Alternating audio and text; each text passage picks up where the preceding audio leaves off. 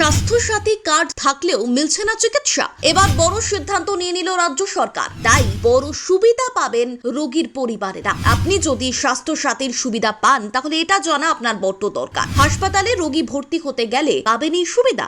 অনেক সময় অভিযোগ ওঠে মুমূর্ষু রোগীকে বেসরকারি হাসপাতাল অথবা নার্সিং হোমে নিয়ে আসার পর ন্যূনতম পরিষেবা মেলে না। আবার দেখা যায় রাজ্য সরকারি স্বাস্থ্যসাথী পরিষেবা দেওয়া হলেও হেল্প ডেস্ক নেই, ফলে রোগীকে হাসপাতালে ভর্তি করতে হিমশিম খেতে হয় রীতিমতো। কলকাতায় এইসব সমস্যা তুলনামূলকভাবে একটু কম হলেও মফস্বল বা জেলার বা প্রত্যন্ত গ্রামের বেসরকারি হাসপাতালে এমন অভিযোগ আকছাড়ি আসতে থাকে, আর সেগুলো নজরে আসে জেলা স্বাস্থ্য কর্তাদের। তাই এবার এই সমস্যারই সমাধান খুঁজে পাওয়া গেল। স্বাস্থ্য দপ্তর নির্দেশ দিয়ে দিয়েছে, বেসরকারি হাসপাতাল ও নার্সিং হোমের বাইরে বোর্ড বা হোর্ডিং দিয়ে জানিয়ে দিতে হবে এই হাসপাতাল বা নার্সিং হোমে স্বাস্থ্যসাথী পরিষেবা দেওয়া হয়। এছাড়াও হাসপাতালে স্বাস্থ্যসাথী কার্ডের আওতায় কোন কোন রোগের চিকিৎসা হয় সেটাও সহজেই জানা যাবে, যাতে হাসপাতালে রোগীকে নিয়ে গেলে ভর্তি এবং স্বাস্থ্যসাথীর সুবিধা পেতে কোনো সমস্যা না হয়। স্বাস্থ্য দপ্তরের তথ্য অনুযায়ী রাজ্যে ছোট বড় মিলিয়ে প্রায় 2000 বেসরকারি হাসপাতাল রয়েছে। এর সবগুলোই স্বাস্থ্যসাথী প্রকল্পের আওতায় পড়ে, কিন্তু যেহেতু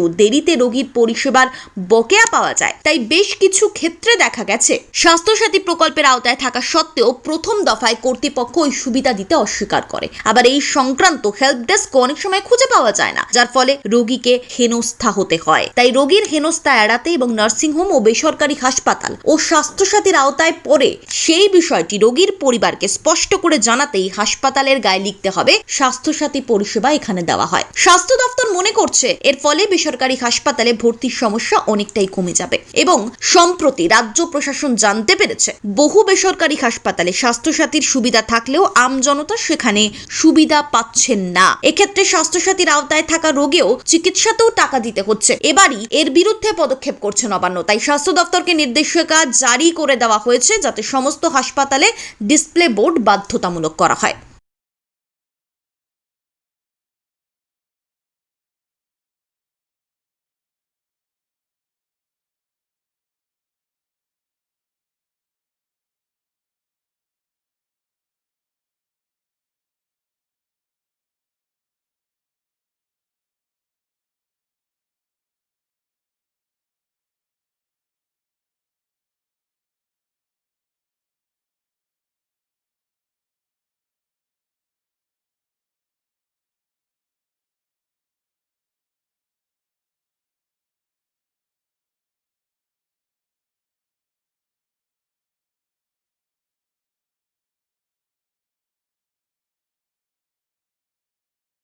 ব্যুরো রিপোর্ট, বেঙ্গল লাইভ।